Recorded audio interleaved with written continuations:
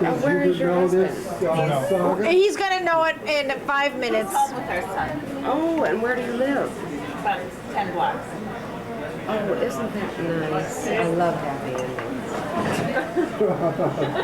It's better than walking on the screen. Oh, I love it. Isn't that lovely? Well, you just stay there. Don't do a thing. I got a good guy. Great. Well, I'm glad to hear it happens. He doesn't like blues, mind you, but That's all right. They don't have to love us every day. Just a couple of things here and there. maybe 80% would be good. 80%? Oh, 50, 60. No. Please, I operated for 30 years with 20, 30. That was very, very tough.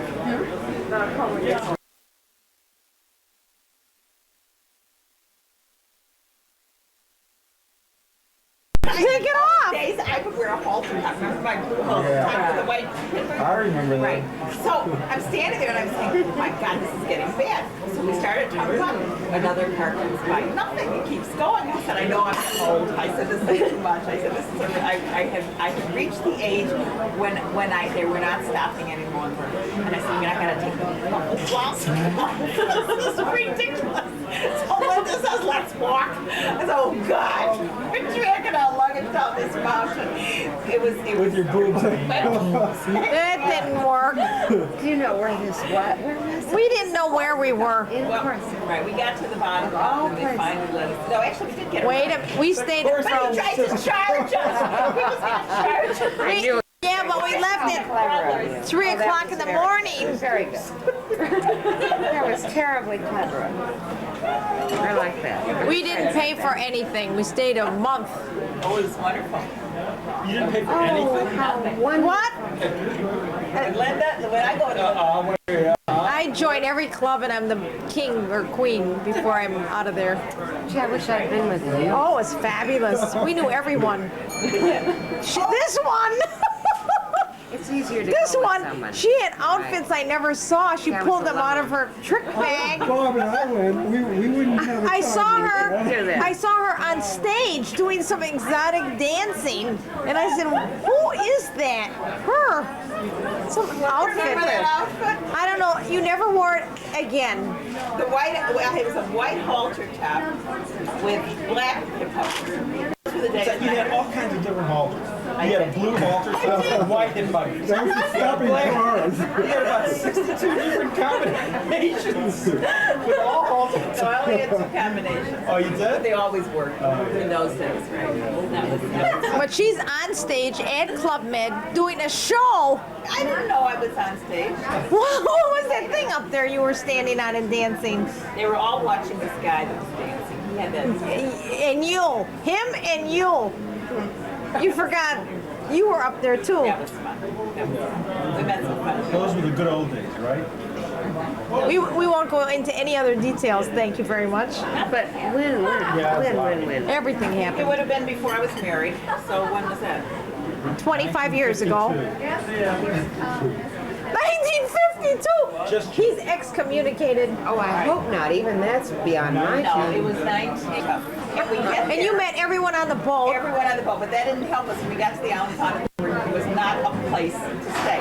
So we checked every tourist agency, every hotel. There was nothing in town. So we said, so what? I had a letter to go to Club Med so we could have free nights. We went to Club Med. So we went After for all this? right. So we took. It was about 2 hours out. Tell train. Remember that train? One car and no toilets, and it was really bad. I remember it was so small. It was the Orient Express. It was the opposite. right. So we get off the train, and it's dusty, and it looks like we have got to stay someplace, right? And we're on a mountain. The top of the mountain is where the train let us off, and There's the train leaves. stage We have brush. tracks. Stage brush everywhere. And we're standing there, and I see a car coming, and I said, Linda, open your blouse. You know? She said, Linda, open your blouse. This one. so, Clever of you. oh no, that's the whole A point. singer doesn't Singing interview. what I should have done. You can She was with tell. Look magazine, though. That was her first The damnation of the artist, that's what it is. See, but he knows it. That was my obligation. I was sent to interview. God damn it, I had to interview. Yeah, but have you ever heard him carry a tune? What I did was very foolish. In movies, you know, I would have immediately broken into song. He would have said, "Put that woman in That's right. I'm gonna make you a star. Yes, and I didn't Did open we my figure in mouth, the math? which gave me my first clue that I was not meant to be a singer. Meanwhile, I have records of 78, February to 78 records that show that I was really super. I was terrible. You have 78, and you're on the label. Expect me to read that? Are you kidding? Laura Lee. Laurie, no, I was but 10. Gleason. Okay, what, Laurie give me, Gleason. around You double the tax. You double the tax. 7:05. Can you believe that? 7:05. Yeah, we do. I was so good. In the meantime, oh, now here's the end of the story. Want the punchline? Yes. Here's the punchline. 30 years of smoking, from a pack a day to 3 packs a day, until about 4 years ago, this marvelous, fantastic voice had become a crow's caw. And with the tip Thanks card, to Sarah. That is very sexy, though. No, it was just the voice was gone. Gone. Did you hear that, Sylvia? You gotta cut smoking or you're gonna kill your voice. My singing voice? She's too young yet. Wait, this is what happened. Suddenly, I had gone to, Maybe then I'll hear it too. What are you talking about? She's 52 years old. oh, well, anyway, she's close. Then you better, what happened is I used to sing over with a fellow named Bruce Miles in Chicago. He plays at the State Interview. And I got up to sing as usual, and the voice was completely gone, destroyed. The 3 packs a day had finally done it. Now, the interesting story is last October, a year ago October, I quit. I had to quit. I was desperately ill and dying at the time. And it's been a year now, over a year and 2 months. And about a week ago, I got in the shower and Thank you very much. singing, and the voice is coming thank you. back. Now, if you have a choice at this point to win a Pulitzer Prize or a Tony, what would you rather have? Oh, honey, it's too late. No, if you, I'm not saying if you could. No. Pulitzer Prize, I remember. Right. So what is the Sylvia old. Plath connection? What is what? What is the Sylvia Plath connection? Oh, the Plath connection is simply that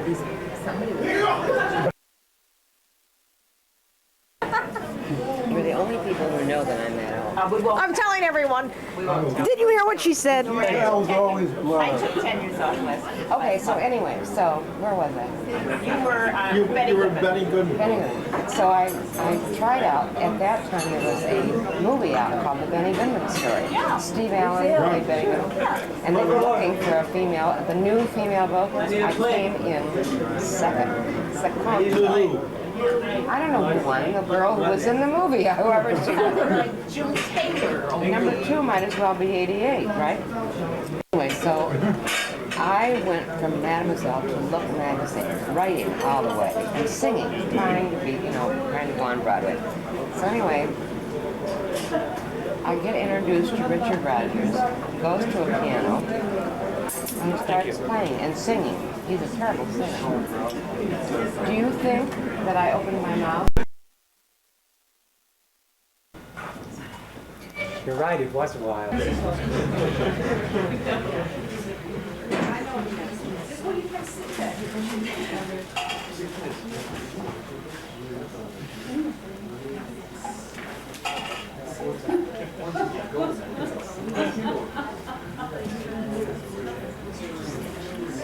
Welcome back.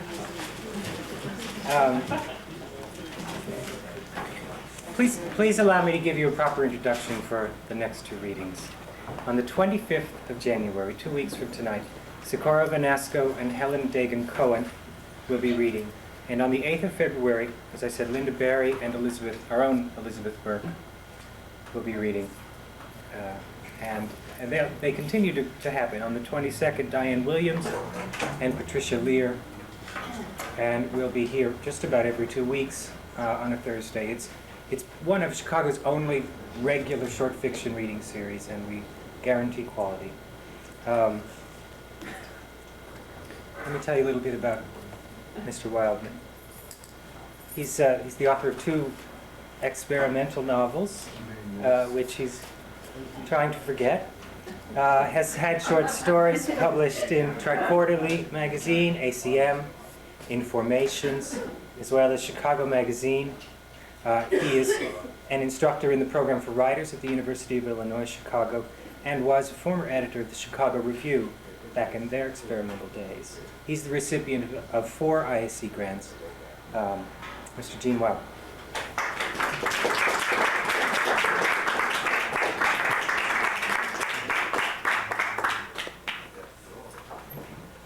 Yeah, I'm going to read something that's work in progress. It's a novella, and I'm only going to read the first approximately 1/3 of it. So it won't be too long. It's kind of short story-like, but it's going to end in the middle. The title is Todd in Venice, and it starts with an epigraph that a member of this audience is responsible for putting under my nose. The epigraph is from T.S. Eliot's The Wasteland. Then spoke the thunder, Da. Okay. Then it proceeds in numbered sections. 1. You're thinking, Mimi says. If you're not thinking, you should be talking. Mimi is opposed to thinking. She is a follower of Werner Erhard and values spontaneity and possibility and pure expression of being. You do whatever you do, she is quick to point out. Don't get lost in your head. What Mimi likes doing more than anything is talking. It is 7 in the morning and she has called Todd to tell about her dream. Mimi has several dreams each night, which she wakes up from and immediately writes down.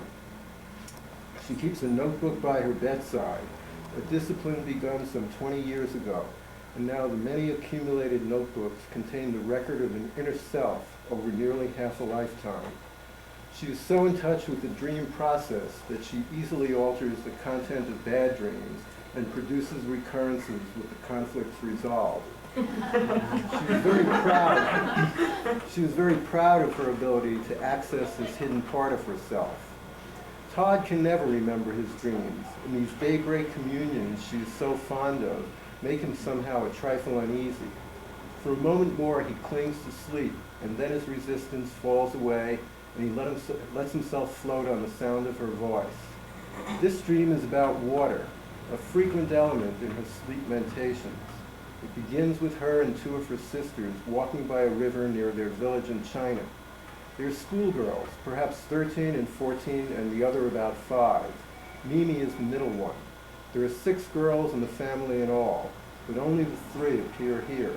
Her sister Margie is present, the one she is closest to in age, and also the one she likes best.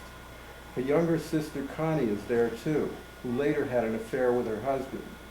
Till Connie came along, Mimi was the youngest. Everyone called her Maymay, which means younger sister. That is where she got her American name. They pass by some houses and look in the windows, but strangely this causes them to slide down the bank. There is the barest glimpse of furniture and televisions, but the houses seem to be otherwise empty. They tumble into the river, which is deep and surprisingly cold, and for a moment she is terrified they will all drown. Happily, they begin swimming easily. When they near the bank, they see a man waiting. He is dark and Mediterranean looking.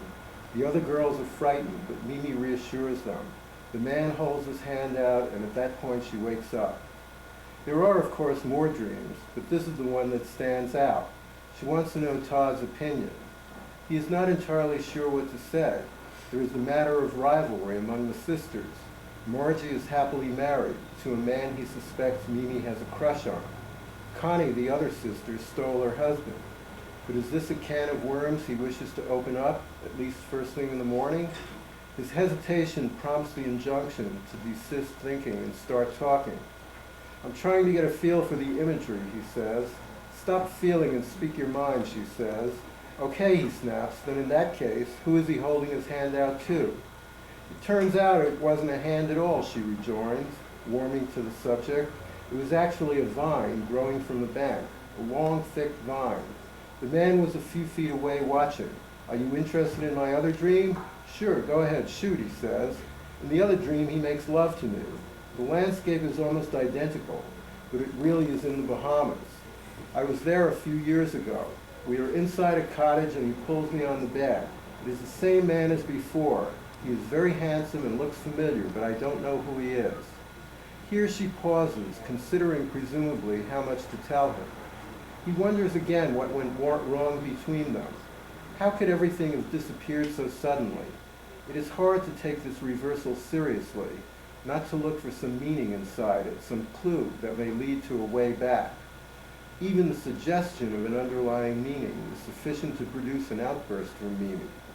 Things are what they are, she would say. If anything was there, we would be in bed now. But he knows something about disappearances too. These dark strangers have figured before, usually in curious Venice-like settings. Streets and buildings dissolve around her, plunging her into murky depths where the dark stranger either pursues or rescues her. These scenarios mirror her life. In China, the family moved from village to village, one step ahead of the Japanese army. Her father was a general and Kuomintang official, killed or put in prison. Afterward came Hong Kong and Taiwan, and a desperate stretch in the U.S., where she moved from state. The dreams reveal a rootless core, someone who is at home everywhere yet nowhere. I change continually, she always claims. I never stay the same for long. Occasionally a breath of humor shines through. Once the stranger turned out to be her brother, and there was great merriment as well as mutual embarrassment. Another time, a sign in a storefront read prawn. Most often they are highly charged sexual melodramas, frequently with a scatological flair. In one, she is at her mother's house when some prominent Japanese arrive. Desperate to relieve herself, unable to find anywhere else to do so, she goes inside a priceless vase which the visitors apparently covet.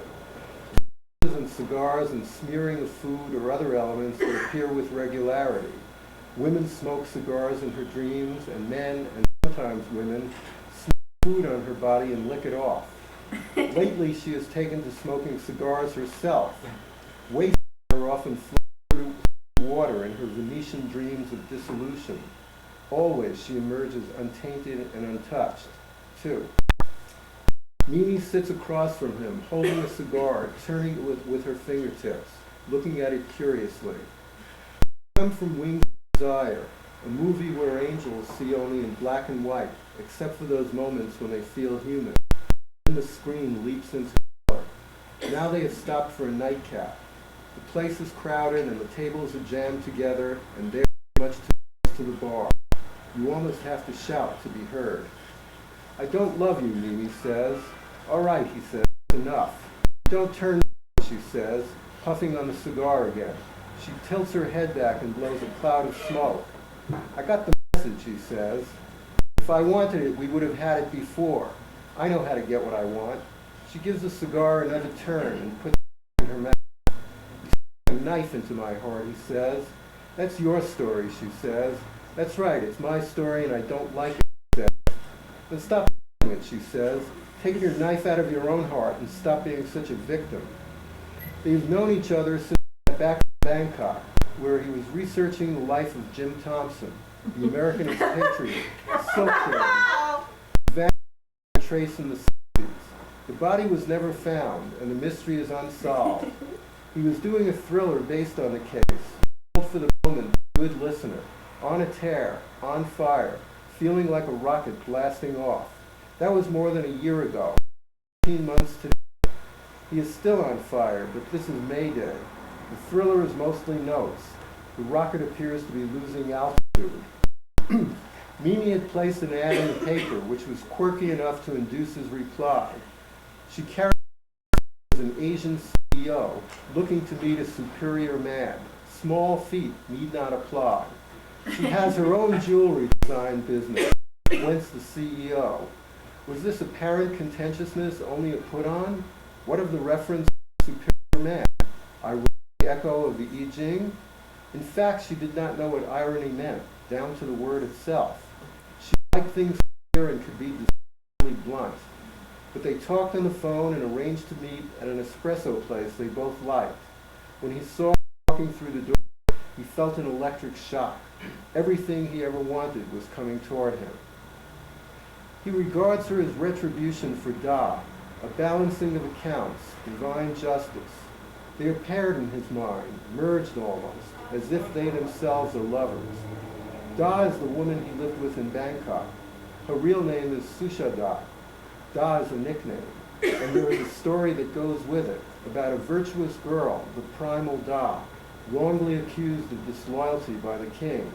She protests her innocence, but to no avail, and the furious ruler has her beheaded, whereupon her blood, transformed into a rainbow, spurts right up to heaven. The day he left, she was devastated, rushing from the terminal, sobbing bitterly, unable to hold herself back any longer. She writes him often, and in his replies, he tries vainly to soften the blow.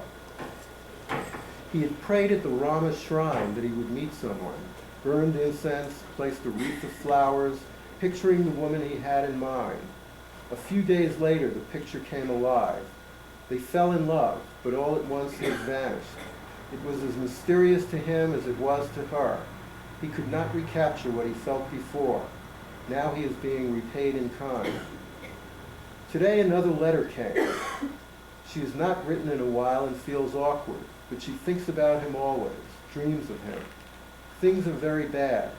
She is thinking of returning to her home province, entering a temple, living as a nun. Last month her brother died. A truck transporting a load of fish swerved into his car, killing him and her half-sister. It is the rainy season and the roads are dangerous. She is alone in the world and has no one to turn to. Can he send money? She knows she was asked too often already. This would be the last time. How different these are from her first letters. He wonders if she is really writing them. He should compare the handwriting with the earlier ones. It would make a nice piece. Some enterprising friend acquires his address and along with her scuzzy foreigner boyfriend concocts these heartrending letters he gets. He could send back a letter mirroring hers, describing how dreadful things are for him. He is afraid of what else he may bring down on himself. 3. When Thompson came there after World War II, Bangkok was a network of tree-lined canals. It was always referred to as the Venice of the East. By the time he disappeared, the canals were mostly gone too, sacrificed in the name of progress. One by one, they were filled in and turned into roadways. Nowadays, the traffic jams rival those in LA and New York. The city has dried up like his capacity for dreams. He's been chasing Thompson for 10 years, but there is still nothing that he has to show for it. The idea of disappearance excites him. Where does something that is no longer there go? What are the changes on whatever remains? But he has not done anything for more than a year. It is not so much that he cannot find the words, but as if they have hardened and solidified too. The few dreams he does remember are almost replicas of actuality. There was the recent one about his own arrival. He steps from the terminal, thinks, so, I'm here. Then squinting against the light looks up. A white balloon is shimmering in the sky, like a sign from above, which in fact it was. It was a promotion for My Fascination, a line of perfumes being introduced in the stores. The balloon was in the shape of an elephant and was more than 150 feet long. The newspapers called it the Great Sky Elephant. The sky is about the only place they have not looked for the missing man whose life has come in pursuit of. In the dream, the elephant floats higher and higher and then abruptly is gone. Otherwise, it is much as it happened. Nothing like Mimi's near mythic adventures. He wishes Marilyn Monroe were a dream. Though Mimi's dark stranger, the more that he hears of him, sounds close to the bone enough for them to be twins. Siamese twins, he ruefully notes. He ran into Marlon at a place called the Tiger's Eye that a lot of the expat crowd liked to hang out at. Da was a bartender there back a few years. It was close to the time when he had to come back. There was no way he could stay on longer. Except for how things had worked out with her, he could not have been happier all in all. He knew that Tiger's Eye was also a stone that was considered especially lucky. He leaned over to Marlin and clinking glasses quipped, "At last I can say I'm in luck." Marlin has lived all over the East, one of those rough and tumble types Todd regards as an alter ego. Todd had asked him what he did for work, and Marlin, smiling, had said, "Oh, odd jobs. Nobody to fool around with," he could see. It was Marlin who brought up Jim Thompson. After buying each other a couple of rounds, Marlin, looking pleased with himself, confided he had a theory. "Politics," he said, winking, adding that Thompson must have been kidnapped. This in itself was nothing new, but Todd said that it sounded intriguing. Marlin added it was all on paper and wondered would Todd mind taking a look, letting him know frankly was he wasting his time. Figuring this was only bar talk, Todd said sure, he'd be pleased to do it. But afterward, when Marlin took him to his apartment and produced the manuscript, there was no way around it. He was stunned. It was exactly what he was working on himself, a spy send-up of the Thompson affair. Marlin's version was badly done, ungrammatical, ungainly, filled with pompous, inflated language, but it moved. He was a man of action, and it was packed with incident, fights and chases and murders and escapes. He had titled it, Todd felt revealingly, "The Man Who Walked Away from the World." They both had the same sense of Thompson, saw him as a company asset. They even used similar fictional names. Todd had called him Bill Donovan, Marlin was calling him Bill Anderson. And the premise was the same. Thompson was the most famous host in Asia, a kind of male anti-Mame. Gregarious yet sensitive by nature, he was an artist at drawing people out, lulling them into betraying their trusts. He became their confidence keeper, their secret sharer. Finally, he found out something he shouldn't. Marlin stood fidgeting, watching like a hawk, waiting for the verdict to be delivered. But Todd's heart was racing so he could hardly even breathe. His mind was a blank and he thought he might faint. "It's great stuff," he managed to gasp, after what seemed an eternity. At least if Marlon Monroe were a dream, at some point he could hope to wake up. 4. Todd sits on a packing crate in a storage area at the International Terminal.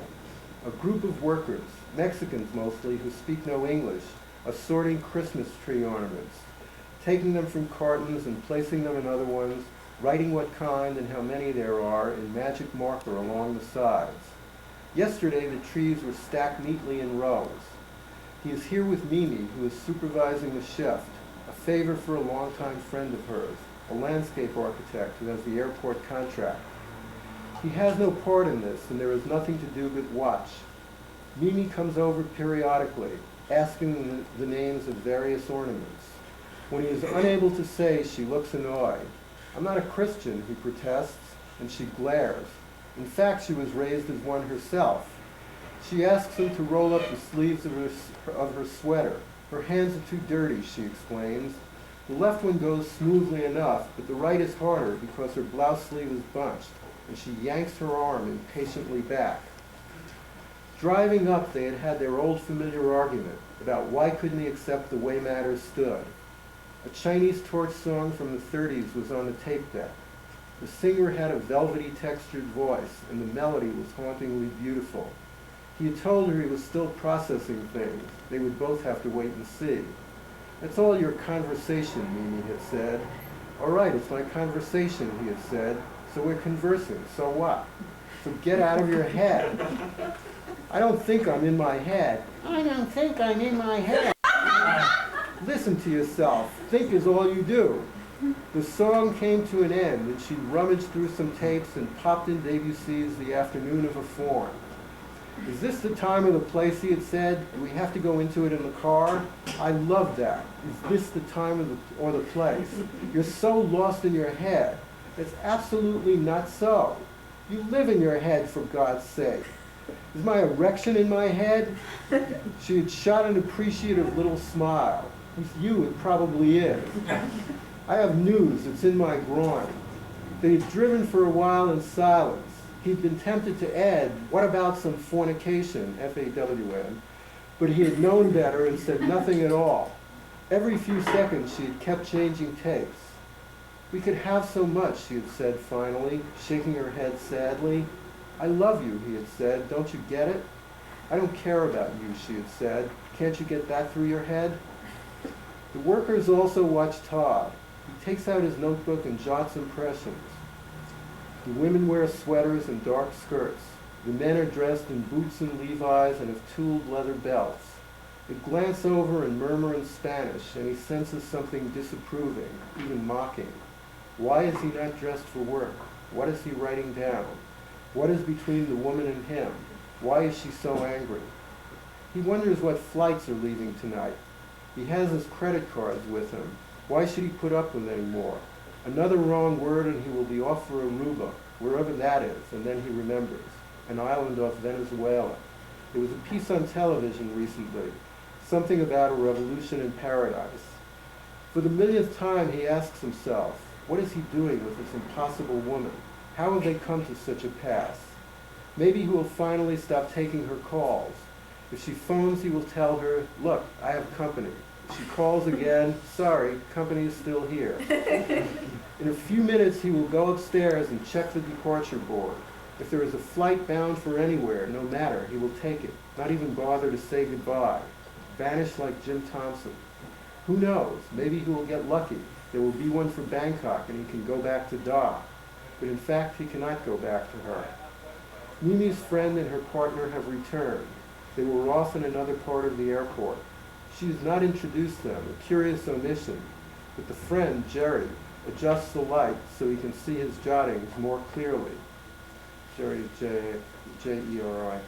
I see too clearly already, he thinks. But he looks up and smiles and thanks her.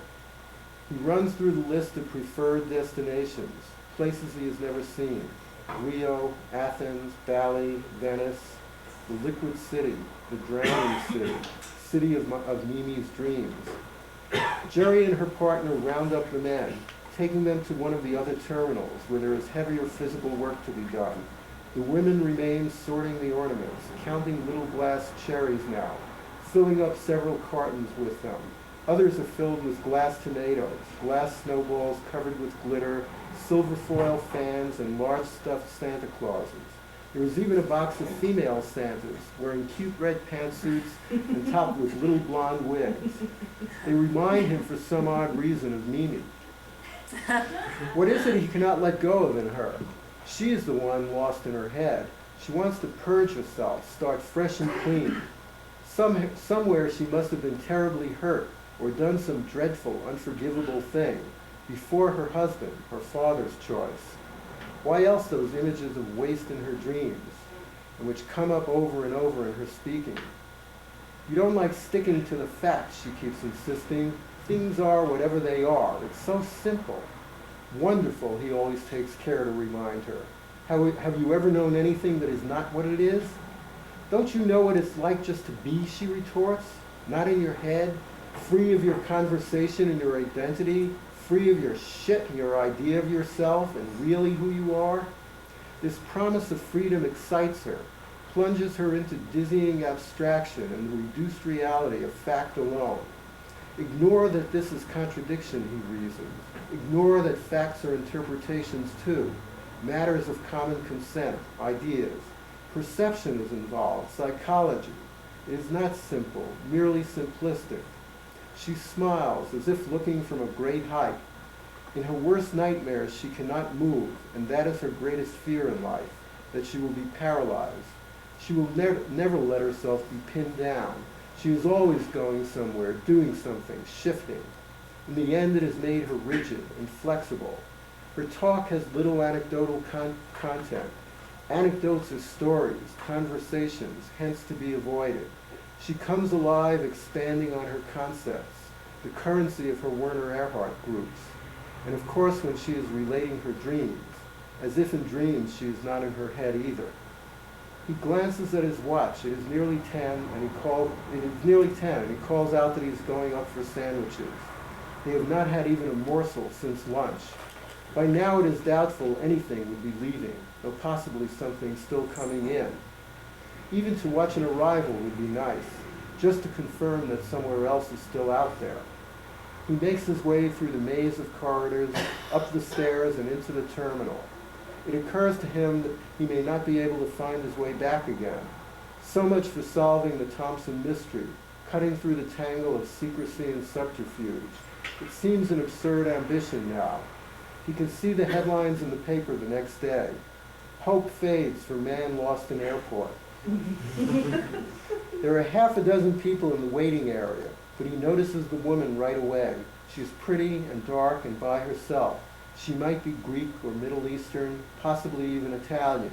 It is a look he was attracted to when he was younger, and has led in a progression first to Da and now Mimi. When she sees him staring, she looks up and smiles, and he wonders whether she is leaving or waiting for someone on an inbound flight. Having a long wait, he asks. Not when you're waiting for what you want, she says. Her accent proves to be French, though her English could not be better. How about you? Are you waiting too? What I'm waiting for has already left, he says. There is something responsive, even forward about her, free of Mimi's compulsive complicatedness. You're impossible me, he once told her. How much he longs for a simpler Mimi, someone to fly with, rise up with toward the sun. The cafeteria is at the end of the terminal, so he wishes her luck and continues walking. There is a long line and the service is slow, and by the time he has gotten his sandwiches and come back, the woman is gone and the waiting area is empty. A cleaning crew is buffing the floor. As he makes his way back through the winding corridors, it strikes Todd what is so strange about Mimi. It is what she does with her Earhart stuff, what people did once with Freudian symbols. Nothing was ever what it was. A cigar could never be just a cigar. For her, the opposite has become the truth. Things are what they are and no more. Nothing has any deeper meaning. Only the surface has reality. Yet her dreams are the reflection of who she is. When he gets back, he sees her at once, a look of shock across her face. The women are dressed and ready to leave. Everyone is tired and they've been waiting for him. There has been a small accident. One of the snowballs is broken in Mimi's hand. Broke just like that, he says?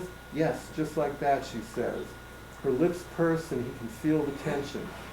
In her surprise when it happened, she tipped a carton over.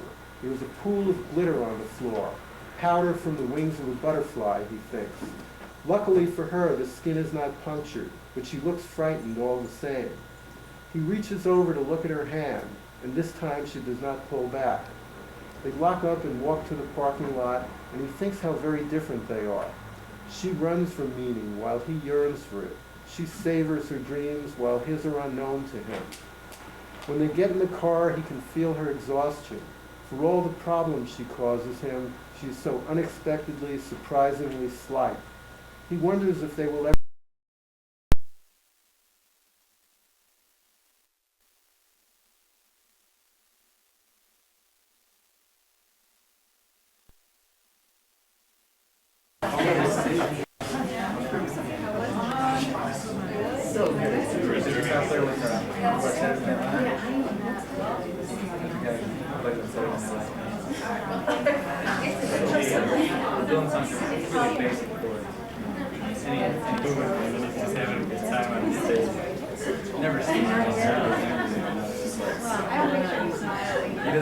Mr. Kaminsky, I'm with the Guild Complex, and together with Elizabeth Burke and Pat Gray, we coordinate this series, which is called Literature for Literacy. Tonight you're here to see Lori Levy and Gene Wildman. I want to point out some other dates to you that'll be coming in the next couple of weeks, but I'll need some help, I think, because I didn't bring them with me. On the 25th, we have whom? We'll bring those to you at the break. Tricia Lear? Wait, though. No, I think that's the 22nd of February, sorry. Oh! At Chicago writers, but also to the problems of literacy in the city. And to this end, we invite an agent from the community, from the literacy community to speak. And this evening we will have a woman from Literacy Volunteers of Illinois. Her name is Judy Southwick, and she'll be speaking between readers, after which there'll be a short break where you can speak to her. But now I'd like to introduce Lori Levy. Lori's a freelance writer in the city, but she's been writing fiction for many years. She's Yeah, this is stupid.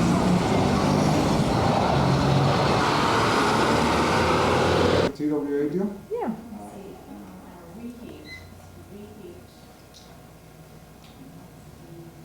Are you studying Arabic now? Habibi! That's all I remember in Arabic.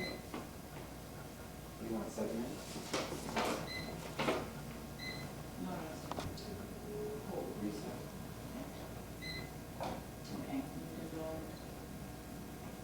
That for, how do you do reading for 5 minutes?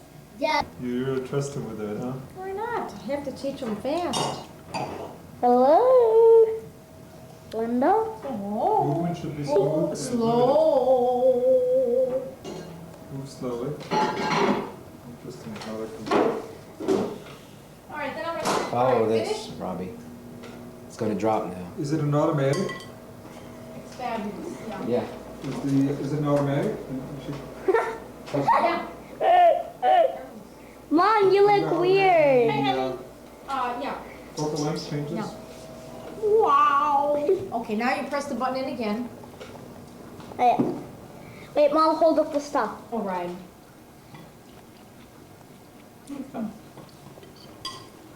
Delicious. Very good. Oh, yes. What? How do you do, Robbie?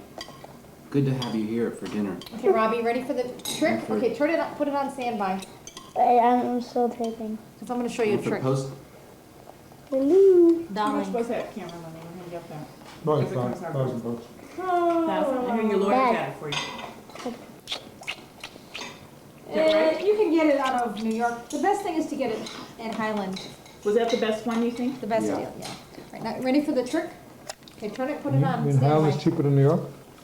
Standby. Make sure you put your, they complained to Sony, and then Sony leans on me, and it looked bad. okay. And then they want to help me out. Wait, Dad, do that again. So I can't really put this in writing. And I said, I look, did once. Sony is willing to buy a camera from you if you put it in writing. He said, how do you figure that? And I said, well, they're going to buy this camera for Linda to replace her defective Tokyo product. He said, okay. Well, in that case, and then he wrote it down to sign Melvin Schuhan. So I bring it back to Linda and I said, oh, let's be nice to Melvin Schuhan. Let's buy the camera from him. Mom, And she said, smile. let's go to Highland and Smile. have Highland beat Melvin Schuhan. Come on, Right. smile. Do that. Of course. Smile. Mom, Smile. So, I done that all day. That's it's dishonorable. not kosher. It's not kosher. Not nice. No. But they couldn't believe it, right? It was like $180 less than their sale price, which was $11.99 plus tax. So we're there. So he said, let me see that piece of paper. You know, he grabbed the piece of paper, he broke the room, Is there study exit? it or whatever. I Is don't your know. exit? Probably. And after about 5 or 10 minutes, he came back. That Oh, good. Of course. it can slide down my sure You were there. gallant cliffs. Let me read the thing. No. I Second one. What do I know about that? Okay. I like to travel in a herd. So if I am spared from separated from my family, Yeah, I just 23. joined a herd of animals. Wait a minute. Wait a minute. What? You're. I was kidding. I'll wait a little while. I like to travel in a herd. If I'm In a with my family, I just joined another herd of animals. I think it's. Okay, here's the trick. Even though I can run 40 Yes. 40 miles an hour, I am easily killed because I am so curious.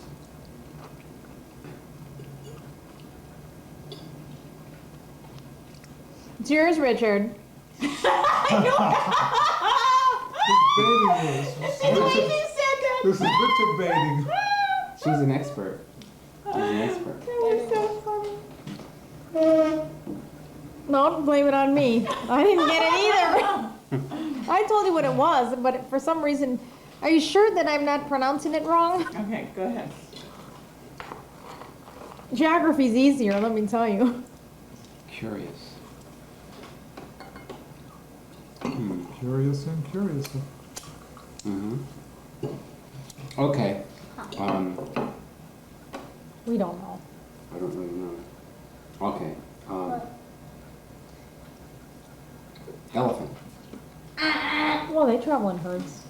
Mom, this is yours. I'm not 40. I am a member of the horse family, but I cannot be tamed as easily. Oh, I know what it this is. I know what it is. Mom. I know what it is. Favorite animal. Hush. Oh boy. I painted a room like it once.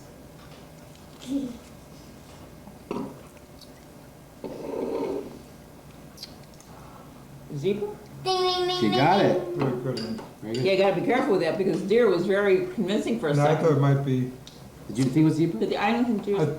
I was thinking antelope or gazelles, but the curiosity. No of cats? the zebra. No cats? No. I didn't know that It they never were- occurred to me.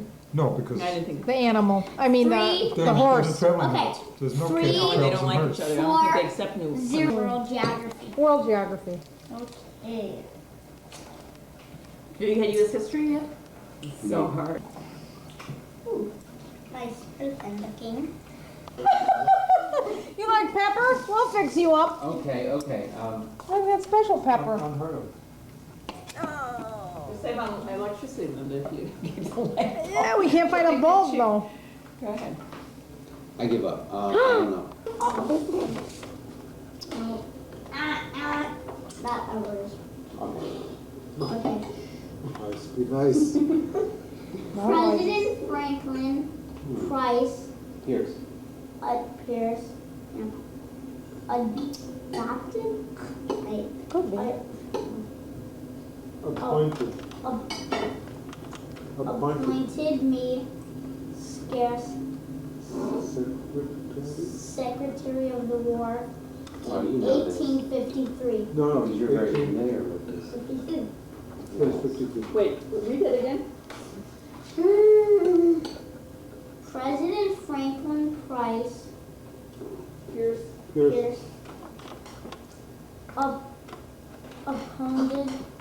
appointed me